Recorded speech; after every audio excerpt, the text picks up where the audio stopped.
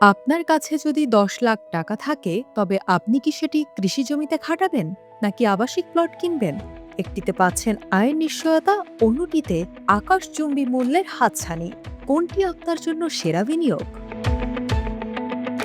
বিনিয়োগের ক্ষেত্রে আমাদের অনেকেরই প্রধান দ্বিধা হল জমি নির্বাচন। প্রথমেই দেখা যাক কৃষি জমি। বিডিবিএস এর ২০২৫ সালের জরিপ অনুযায়ী বাংলাদেশীয় কৃষি জমি থেকে বার্ষিক আয় বিঘা প্রতি ৫,০০০ থেকে ১২,০০০ টাকা। অর্থাৎ ১০ লাখ টাকার জমিতে আপনি বছরে মাত্র ১ থেকে ১.২% রিটার্ন পাচ্ছেন।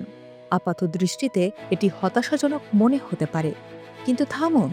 এসএও এর মতে আপনি যদি আধুনিক প্রযুক্তি এবং স্মার্ট এগ্রিকালচার ব্যবহার করেন তবে এই বিনিয়োগ থেকে আইআরআর ১৭.৩% পর্যন্ত পাওয়া সম্ভব।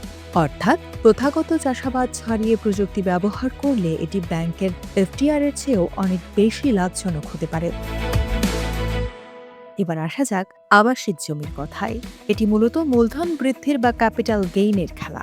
আইপিডি এর তথ্য অনুযায়ী ২০০০ সালে গুলশানে যে জমির দাম ছিল ২২ লাখ টাকা, ২০২১ সালে তা বেড়ে দাঁড়িয়েছে ৬,২৫,০০,০০০-এ। অর্থাৎ ২১ বছরে ২,৭০০% বৃদ্ধি।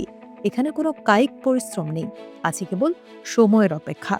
বর্তমানে ঢাকাতে প্রতি বছর ৫ লাখ মানুষ বাড়ছে এবং ২০৩০ সালের মধ্যে দেশের ৪০% মানুষ শহরে বসবাস করবে। ফলে আবাসিক জমির চাহিদা বাড়বেই, আর তার সাথে বাড়বে দাম। সারসংক্ষেপ হলো, আপনি যদি নিয়মিত নগদ আয়ের পাশাপাশি প্রযুক্তি ব্যবহার করতে পারেন তবে কৃষি জমি সেরা। আর যদি দীর্ঘমেয়াদী মূলধন বৃদ্ধি এবং নিশ্চিন্ত বিনিয়োগ চান তবে আবাসিক জমি সেরা। মনে রাখবেন, দলিল যাচাই করা এখানে সবচেয়ে জরুরি।